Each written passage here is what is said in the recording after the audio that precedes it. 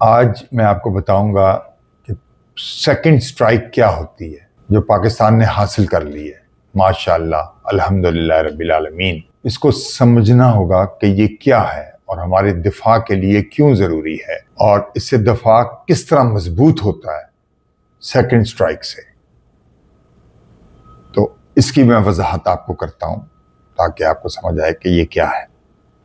پاکستان خود انصاری کی راہ پہ چلتے چلتے ماشاءاللہ بہت آگے نکل گیا ہے اور اس کا مظاہرہ آپ دیکھ چکے ہیں. ظاہر ہے کہ چین بھی آپ کی مدد کر رہا ہے، لیکن تکنیکی طور پہ پاکستان خود بہت چیزیں حاصل کر چکا ہے اور اپنی خود انصاری سے بھی بہت چیزیں حاصل کر چکا ہے. بے شک اس میں دو رائے نہیں کہ چین پاکستان کی مدد کر رہا ہے، اس میں کوئی دو رائے نہیں کہ چین بھی پاکستان کی مدد کر رہا ہے. تو اب میں آپ کو بتاتا ہوں کہ یہ سیکنڈ سٹرائک ہوتی کیا ہے، اس کا کیا مطلب ہے اور یہ کن کن ملکوں کے پاس ہے. پہلے سمجھ لیں یہ سیکنڈ سٹرائک اس وقت امریکہ، روس اور چین ان بڑے ملکوں کے پاس ہے اور کچھ یورپ کے بھی ملک ہیں، جرمنی اور فرانس، ان کے پاس بھی ہے سیکنڈ سٹرائک. تو اب اس کی وضاحت سمجھ لیں تاکہ آپ کو سمجھ آئے کہ ہے کیا. سیکنڈ سٹرائک یہ ہوتی ہے کہ آپ کے اوپر اگر کوئی ملک، خدا نہ کرے اللہ نہ کرے کہ پاکستان پہ کبھی ایسا ہو کہ کوئی ملک ایٹمی حملہ کر دے تو آپ اس کا جواب کیسے دیں گے. تو سیکنڈ سٹرائک میں یہ ہوتا ہے کہ جب کوئی ملک ایٹمی حملہ کر دے تو آپ دوزوں کے ذریعے جو سمندر کے اندر ہوتی ہے اس ملک پہ اٹیک کر دیتے ہیں ایٹمی ری ایکشن میں، ریٹیلیشن میں، اور وہ ملک بھی فارغ ہو جاتا ہے. اب یہ ضروری کیوں ہے کہ جب آپ کے پاس یہ چیز آ جائے تو کوئی ملک جرت نہیں کر سکتا آپ پہ ایٹمی حملہ کرنے کی. اب آپ کو سمجھ آئی ہوگی کہ سیکنڈ سٹرائک کی کتنی اہمیت ہے. اب پاکستان نے 6 سمرینیں چائنا سے معاہدہ کیا تھا، 6 سمرینوں کا، 3 پاکستان میں، 3 چائنا میں بنیں گی، جن میں سے 2 تو ہمیں مل گئی ہیں، ٹھیک ہے، باقی تقریباً ملنے والی ہیں ہمیں. اور یہ سمرینز بہت جدید ہیں، انتہائی جدید ترین سمرینز ہیں، ٹھیک ہے. پہلے پاکستان کے پاس تھی جو سمرین ایک یا 2 تھیں تو بڑی کمزور تھی، مطلب ان میں وہ جدت تو نہیں تھی، لیکن ان سے بھی پاکستان نے انڈیا کا دوارکا اڑا دیا تھا، پورا قلعہ ان کا. تو بات یہ ہے کہ مین بیہائنڈ دا گن بھی اصل بات ہے کہ گن کے پیچھے بندہ کون ہے، کسی بھی اسلحے کے پیچھے بندہ کون ہے اور اس کی مہارت کیا ہے، وہ تکنیک کیا جانتا ہے، اس میں دلیری کتنی ہے، وہ کتنا بہادر ہے. یہ سب چیزیں میٹر کرتی ہیں. صرف خالی اسلحے کا تماشا تو آپ نے دیکھ لیا، وہ قطر میں آپ کو نظر آ گیا کہ سب کچھ ہوتے ہوئے بھی قطر پر حملہ ہو گیا اور وہ کچھ نہ کر سکا. اب یہ میزائل آپ کے پاس یہ آ گئی ہیں سمرینیں، اور پاکستان کے پاس، پاکستان نے اپنے طور پہ جدید ترین بہت میزائل بنا لیے ہیں، بہت جدید ترین، جو 2-400 میل تک بھی سمرین سے مار کر سکتے ہیں.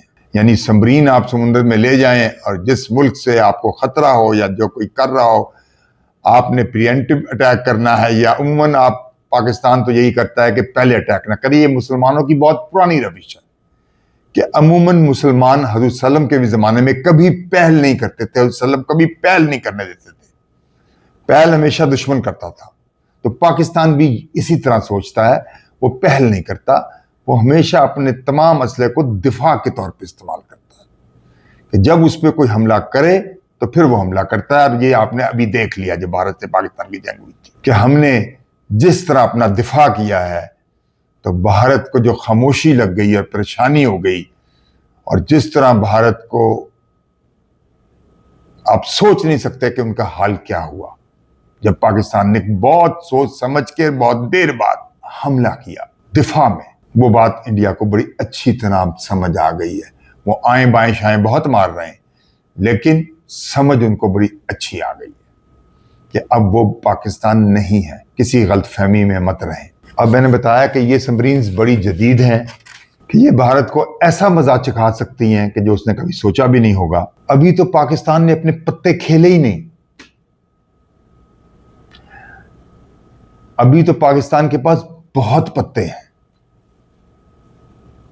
جو بھارت نے اگر دوبارہ کوئی حرکت کی ایسی تو وہ ہم انشاءاللہ بڑا زبردست سرپرائز دیں گے. اگر بھارت کو چاہیے کہ جنگوں کو چھوڑ کے دوستی کی طرف آئے, اگر اس نے دشمنی کی اینک نہیں اتاری اور دوستی کی طرف نہیں آیا, جیسا کہ وہ اس وقت دنیا بھر میں اکیلا رہ گیا ہے, اور انڈیا میڈیا بھی چیخ رہا ہے کہ مودی تو بڑے بڑنگ بانگ دعوے کر رہے تھے کہ ہم یہ بن گئے, G20 میں چلے گئے اور ادھر مختلف سمٹوں میں جا رہے ہیں مودی, اور مودی بہت بڑا لیڈر بن گیا. وہ کہہ رہے ہیں کیا حاصل کیا, اب بھارت صرف اکیلا ہے. تو بھارت کو سمجھنا ہوگا کہ کون سا رستہ ہے جس پہ چل کے بھارت کے تمام دروازے کھل سکتے ہیں اور امن سے ہمکنار ہو سکتا ہے, اور اس خطے میں بھی بہت زبردست اسٹیبلٹی پیدا ہو جائے گی اگر بھارت کو یہ بات سمجھ آ گئی. بہرحال آگے چلتے ہیں.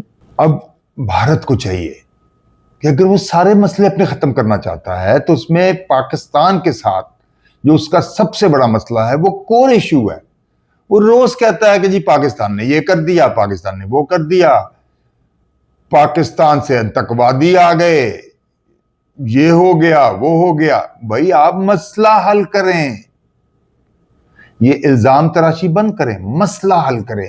مسئلہ ایک ہی مین ہے جو کشمیر کا ہے, اور وہاں کی لوگوں کی مرضی ہے. یہ آپ وہاں رائے شماری کرائیں UN کے مطابق, اور اس کور ایشو کو مذاکرات سے UN کے ذریعے چاہے حل کر لے, تیسرا فریق ڈال لیں, کیونکہ آپ دو فریق میں تو کبھی یہ معاملہ حل ہوا ہی نہیں.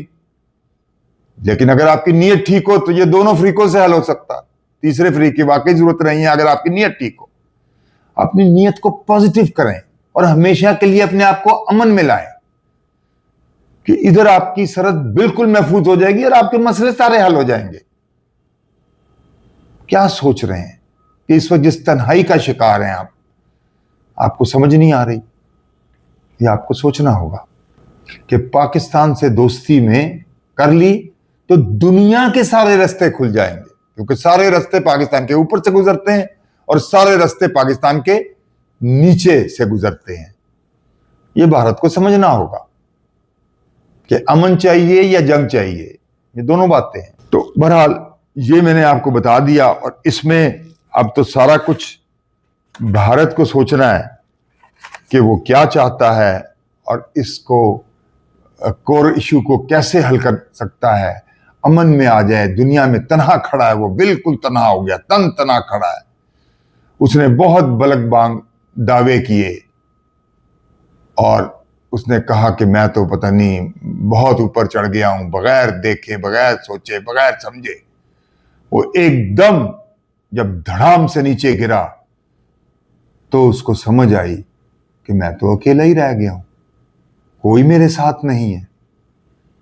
اور ان کا میڈیا پورا کہہ رہا ہے کہ رشیا جو انڈیا کا اتنا گہرا دوست تھا وہ بھی انڈیا سے دور ہوتا جا رہا ہے, وہ بھی پاکستان کے قریب آ رہا ہے, کیونکہ ظاہر ہے رشیا چین کا دوست ہے اور چین پاکستان کا دوست ہے.